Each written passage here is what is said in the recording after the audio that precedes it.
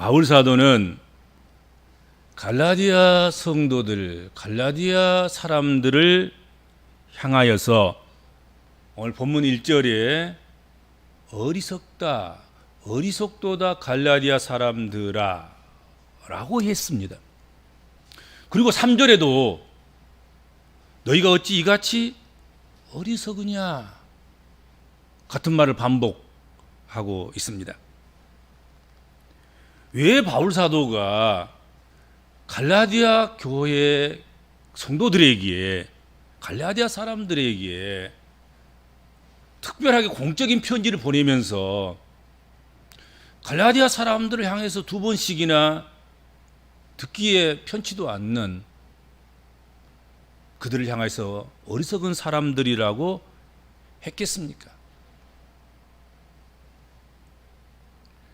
누구든지 듣기 좋은 말하고 서로 웃고 넘어가고 싶지, 서로 가슴을 헤집고 아파하게 하는, 아픔을 줄 수 있는 그런 말을 상대에게 하는 것, 그거 즐겨하는 사람이 없을 것입니다. 또 좋아하는 사람도 없을 거예요. 특별히 바울 사도와 같이 자기가 산고를 겪어서 나은 것과 같은 갈라디아 교회, 그리고 성도들, 그들을 향해서 끊임없이 위로하고 축하하고 축복하고 잘했다고 칭찬하고 그러기에도 아까운 사람들인데 왜 그들을 향해서 가슴 아프게 이 어리석은 사람들아 하고 어리석다고 칭찬을 주시고 그렇게 편찮은 말씀을 하셨을까? 오늘 저녁은 그 이유를 우리가 살펴보면서 말씀을 나누도록 그렇게 하겠습니다. 바울 사도가 갈라디아 교회 성도들에게 어리석은 사람이라고 한 까닭은 그들이 꾀임에 빠졌기 때문이다 하는 것입니다. 1절 한번 보세요. 예수 그리스도께서 십자가에 못 박히신 것이 너희 눈앞에 밝히 보이거늘 누가 너희를 꾀더냐, 누가 너희를 꼬이더냐, 누가 너희를 유혹하더냐 하고 묻습니다. 여기 꾀이라는 말, 이 말을 달리 표현하면 마법에 걸리다, 넋을 빼앗기다, 그런 뜻에 해당하는 단어가 되겠습니다.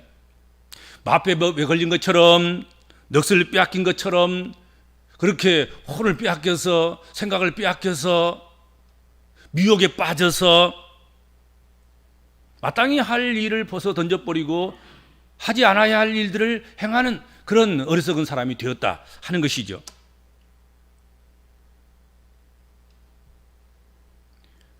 사도 바울은 갈라디아 교인들을 오직 예수 그리스도의 십자가와 그의 죽으심과 그의 부활에 집중한 복음을 가르쳤습니다. 바울 사도는 입만 열면 예수 그리스도께서 우리를 위해서 죽으시고 예수 그리스도께서 우리의 의를 위해서 부활하셨다.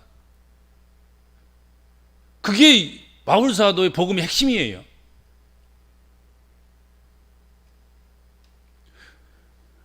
그 복음 가운데, 그 교훈 가운데 그 위에 세워진 교회가 갈라디아 교회였습니다. 그런데 갈라디아 교인들은 바울이 가르친 그 교훈에서, 그 복음에서 속히 떠나고 말았다 하는 것입니다.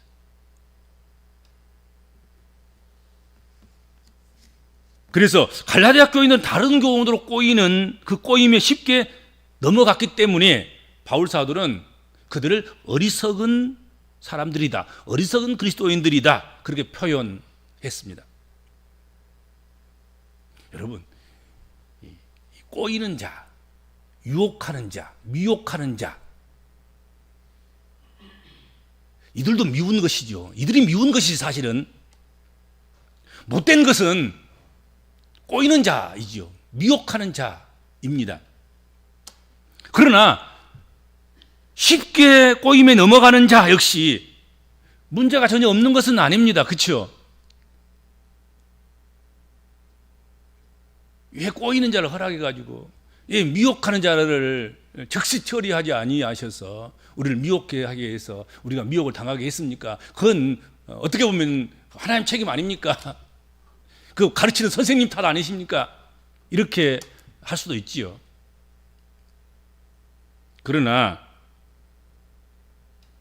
여러분, 꼬이는 자도 나쁘지만 꼬임을 받는, 미혹을 당한, 유혹을 받아서 넘어진 자도 결코 잘했다 칭찬할 수 없습니다.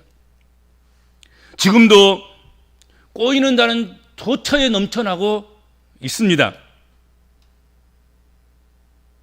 꼬이는 자에게 핑계를 대고 책임을 떠넘기고 말아볼 일이 아닌 것입니다.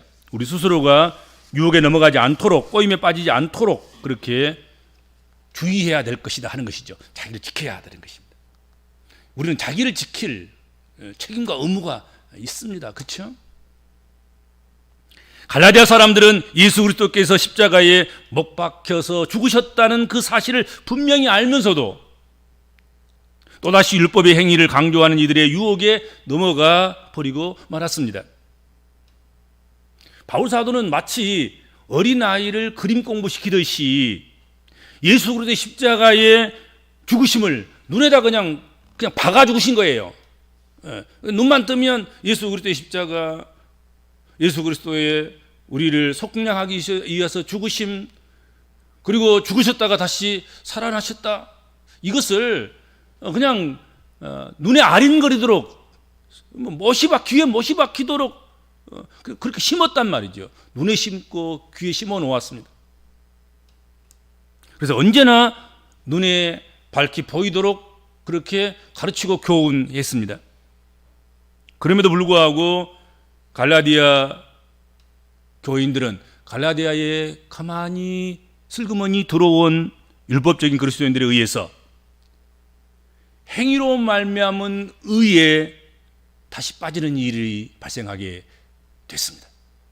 예수 그리스도의 죽으심과 십자가의 그 고통과 고난과 그리고 그가 다시 살아나심과 이런 것들은 다 없는 것처럼 되고 무효가 되고 다시 율법에 가서 율법을 통해서 쌓고 만들고 쌓아가야 되는 그런 의를 찾게 되었고 바라게 되었다 하는 것입니다.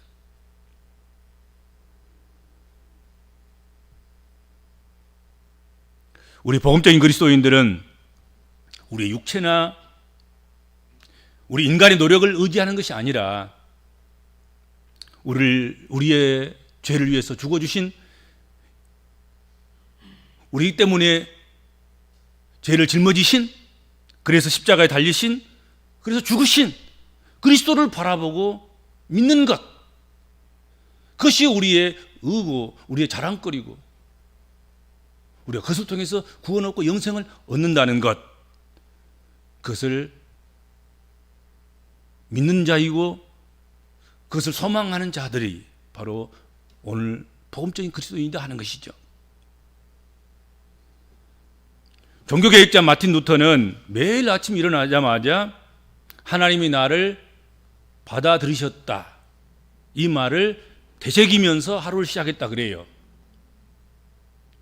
우리는 무엇을 하든지 또 무엇을 하지 않든지 우리는 우리를 위하여 십자가를 지신 예수님을 통해서 여전히 하나님께 받아들여지는 그런 존재라는 사실을 우리는 믿어야 하고 확신해야 합니다.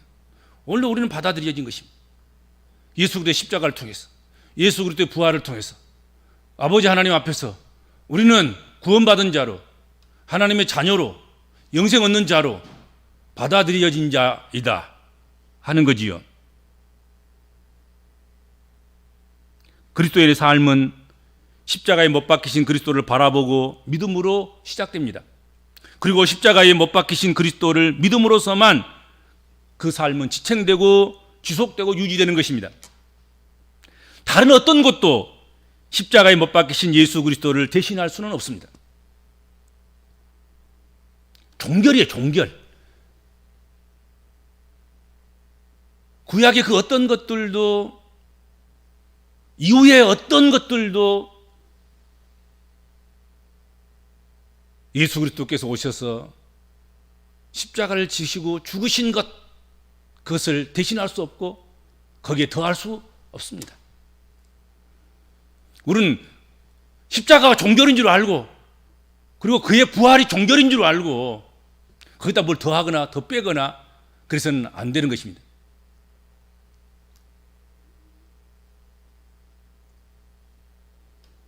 그런데 갈라디아 사람들은, 갈라디아 성도들은 십자가에 못 박히신 그리스도를 앞에 두고도 오히려 다른 교훈에 꾀임을 받고 있었다 하는 것입니다.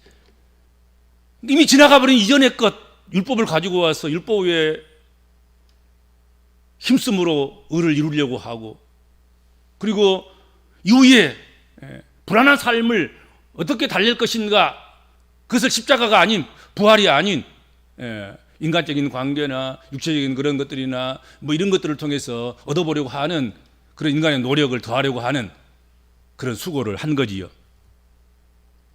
그렇기 때문에 그들을 향하여서 어리석다라고 표현한 것입니다. 오늘 살아가고 있는 우리 복음적인 그리스도인들도 언제나 꼬이는 자들 앞에 노출되어 있습니다. 뿐만 아니라 누가 꼬여서라기보다도 자신 스스로가 어떻게 보면 유혹의 본당일 수 있습니다. 자신 스스로가 꼬임을 받는 자임과 동시에 또 꼬이는 자일 수 있습니다. 하나님께서는 유혹자에게서 그 죄값을 찾으시겠다고 하셨고,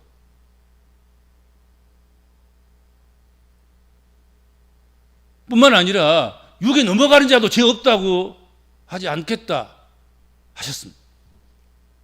그러니까 유혹을 하는 자도, 그리고 그 유혹을 받는 자도 다 죄인임은 틀림이 없습니다. 누가 대신하여서 유혹을 막아주지 않습니다. 우리 스스로 주님을 의지하고 유혹을 이겨나가야 할 것입니다. 수없이 우리 길 가면 미혹자가 있고 유혹자가 있고, 우리가 신앙생활 하다 보면 수없이 많은 만나는 사람들 관계 속에서 우리는 미혹을 받습니다. 그 가운데서 우리가 다른 복음, 다른 예수, 이단 사이비, 온갖 다른 이론들, 이런 것들에 대해서 분별력을 가지고 그 유혹에 귀를 기울이거나 또 빠지거나 그런 어리석음을 범하지 않아야 할 것이다 하는 것이죠. 그다음 두 번째로, 바울 사도가 갈라디아 사람들, 갈라디아 성도들을 어리석다고 표현한 그 이유, 그것은 성령으로 시작하였다가 육체로 마치려 했기 때문이라는 거지요. 3절 한번 보세요. 성령으로 시작하였다가 이제는 육체로 마치겠느냐 하고 질문했습니다. 갈라디아 교인들은 처음 받은 교훈과 처음 결심과 처음 결단을 나중에 받은 그런 교훈과 나중에 받은 미혹하는 이론에 의해서 그 꼬임을 받고 그만 처음 결심, 처음 결단, 첫 사랑, 첫 은혜, 이것을 바꾸고 말았다는 거지요. 처음 받은 것이 진짜인데 나중에 더 좋다고 유혹해서 처음 거가 바꿨는데 나중 받아놓은 것이 보니까 이것이 가짜인 거예요. 사람 욕심이 그렇게 만드는 거예요. 그렇죠? 하나님 말씀을 듣고 구원 얻는 그들이 다시 율법으로 돌아가 버렸고 성령으로 시작했는데 육신의 생각으로 돌아가 버렸다 하는 것입니다. 갈라디아 교인들이 바울로부터 받은 처음 신앙은 예수 그리스도 중심이었습니다. 예수 그리스도 십자가 뿐이었습니다. 그리고 성령을 통해서 오는 각각 은사의 풍성함이었습니다. 성령의 은사들이었습니다. 그런데 그들은 어느덧 인간 중심으로 돌아가 버리고 말았습니다. 성령의 은혜는 온데간데 없고 예수 그리스도의 십자가의 능력은 불신당하기 딱 맞고 오히려 율법에 의해서 율법을 통해서 의롭게 되어야 된다는 그 본심에 그 중심에 인간이 있어야 된다고 생각하는 인간 중심적인 그런 신앙에 빠지고 말았다 하는 것이죠.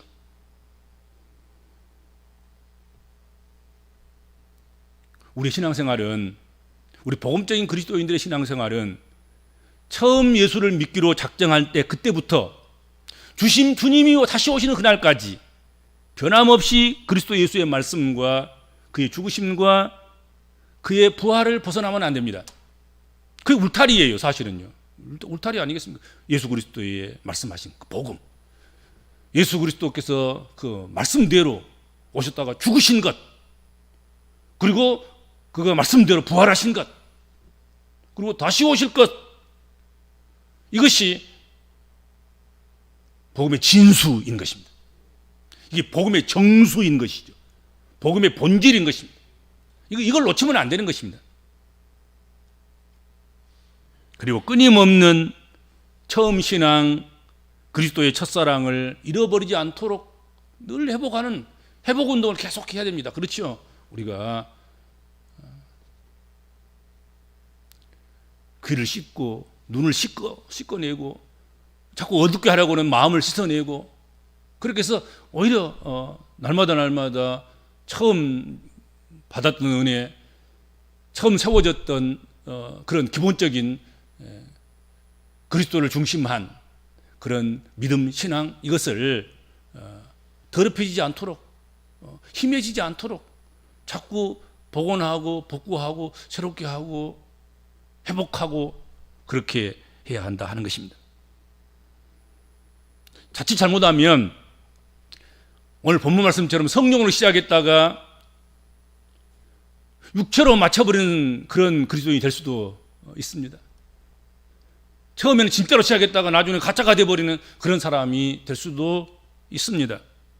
성경에 보면 대표적인 인물이 있습니다. 많지만 한 사람을 들으라고 한다고 하면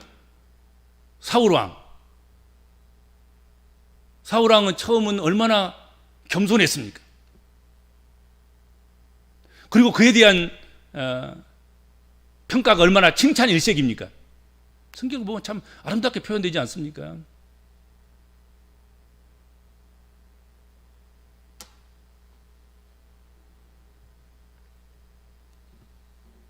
그런데 그의 마침은 앙증이 들고 겸손은 온데간데 없고 교만하고 하나님의 말씀을 순종하기보다는 하나님의 말씀을 거역하고, 그래서 그의 마침은 칭찬이 아니라 책망밖에 없었습니다. 그는 성령으로 시작했다가 육체로 마친 대표적인 인물이라 생각이 됩니다.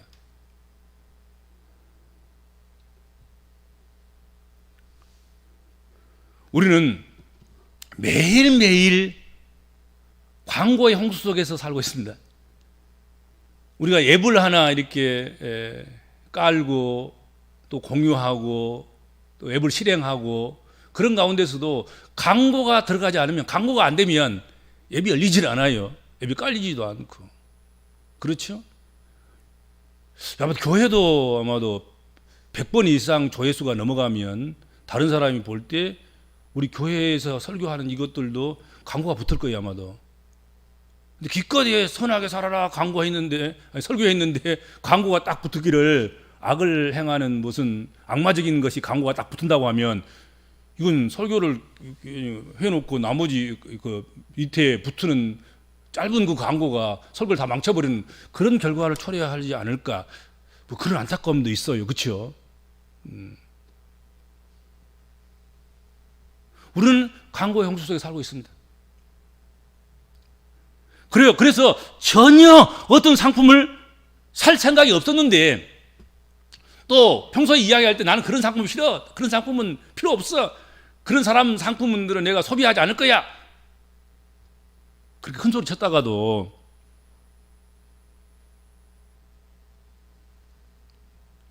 광고를 보는 순간 몰입하다가 결국은 자신도 모르게 사는 것을 클릭해가지고 상품이 집으로 도착한, 상품을 사버린 그런 경험을 한두 번쯤 안 한 사람이 어디 있겠습니까? 그렇죠.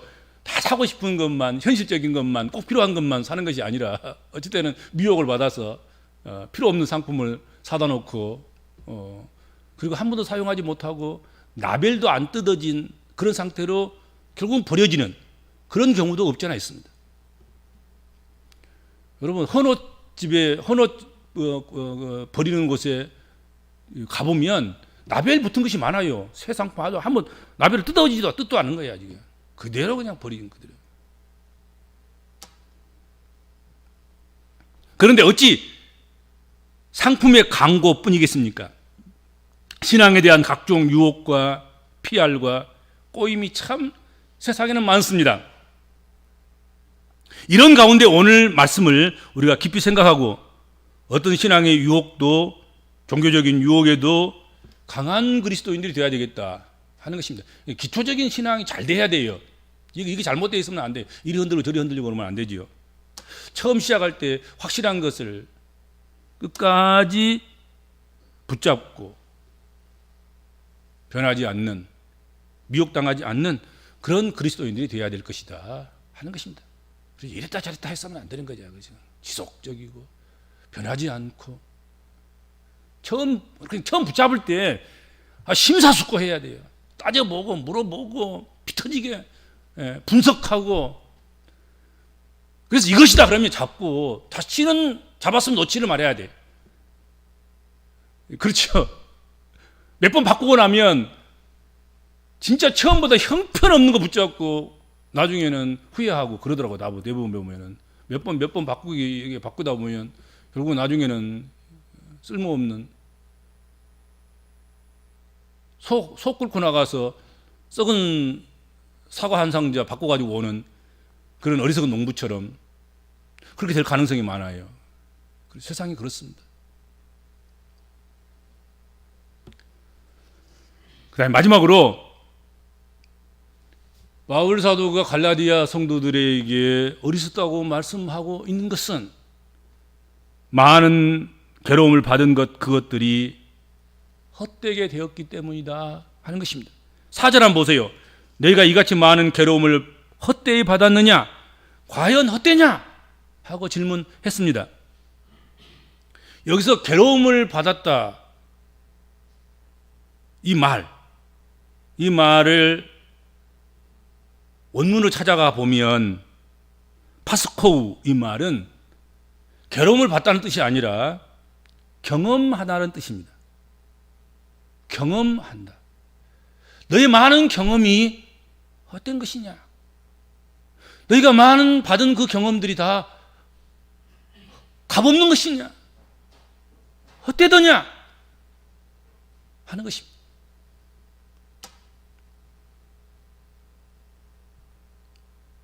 그래서 여기서 괴로움을 받았다는 것은 십자가의 예수와 성령의 오심으로 인해서 경험한 아름다운 고통을 의미한다고 할 수 있을 것입니다.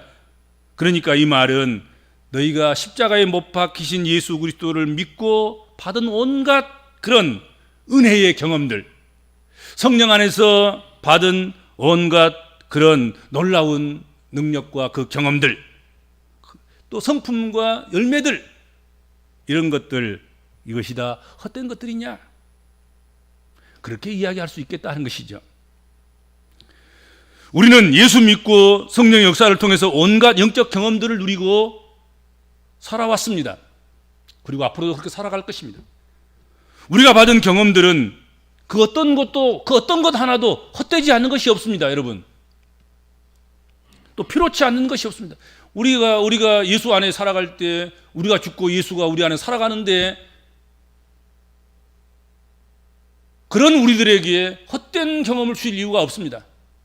그 아픔조차도, 그 괴로움조차도 어떻게 보면 우리에게 필요한 경험이고 필요한 체험이고 우리가 꼭 경험해야 될 피로 불가결하기 때문에 하나님께 주신 것이다 이거죠. 그렇죠? 그러므로 받은 은혜를 헛된 것으로 생각해서는 안 되고 헛되도록 해서도 안 될 것입니다. 그런데도 이 갈라디아 성도들 가운데 이런 많은 경험들을 한 사람들이 수두룩한 것이죠. 십자가의 은혜로 의롭게 되고 구원받고 내가 하나님께 받아들였다고 생각하고 감격하고 감사하고 이전의 모든 삶을 다 분토같이 여겨버리고 오직 예수 그리스도 십자가를 자랑하며 살아가는 그런 그리스도인도 있었고, 또 그런 가운데서 성령의 은혜를 통해서 온갖 성령의 열매들 거두고 성령의 은사들 경험하고 정말로 강같은 평화를 누리면서 살아가는 그런 그리스도인들도 있었는데, 근데 그런 경험들을 헌신짝처럼 벗어던져 버리고 유혹하는 자들이 유혹하는 거기에 빠져 들어가고 말았다 하는 것입니다. 그래서 가지고 있던 모든 그 엄청난 분량의 영적 체험들, 영적 경험들, 예수를 믿고 얻은 그런 놀라운 은사들, 성령을 통해서 오는 각종 은사들, 이런 것들을 헛되게 만들었다. 이게 헛되게 다 잃어버렸다. 이게 다 빼앗겨 버렸다. 그래서 바울 사도는 그들을 향하여서 어리석다는 표현을 한 것입니다. 어리석다는 표현을 할 만하지 않습니까? 그렇죠? 오늘 살아가는 우리 복음적인 그리스도인들도 갈라디아 성도들의 어리석음을 얼마든지 반복할 수 있는 줄 알아야 합니다. 우리는 절대 그렇지 않을 거야. 우리는 지혜로운 사람들이거든. 뭐 이러면서 말이지. 근데 우리도 얼마든지 갈라디아 성도들이 빠졌던, 갈라디아 성도들이 겪었던 그런 것들을 우리가 겪을 수 있고 빠질 수도 있다 하는 것을 우리가 알아야 하겠습니다. 바울 사도의 이 엄중한 책망이 이 어리석은 사람들아, 어리석은 갈라디아 사람들아 한 이 책망은 갈라디아 성도들에게만, 그들뿐만 아니라 오늘 살아가는 우리 복음적인 그리스도인들도, 우리를 향하여서도 여러분들 주어지는 말씀이라는 사실을 기억했으면 좋겠습니다. 그래서 오늘 주신 이 말씀을 늘 마음판에 간직하고, 어떤 경우라도 갈라디아 사람들이 빠졌던 그 함정에 빠지지 않고, 그래서 처음 우리에게 주신 은혜와 교훈과 그리고 확신과 그리고 성품과 열매를 늘 지키고 간직하는 그런 성도가 됨으로 말미암아서 어리석다는 그런 책망 아닌, 참 잘했다, 참 지혜롭구나, 그렇게 칭찬하시고 그렇게 자랑스럽게 여기시는 하나님께서, 주님께서, 그리고 먼저 믿는 자들이 그렇게 표현할 수 있는 그런 성도와 또 그런 교회가 됐으면 참 좋겠습니다. 기도하겠습니다.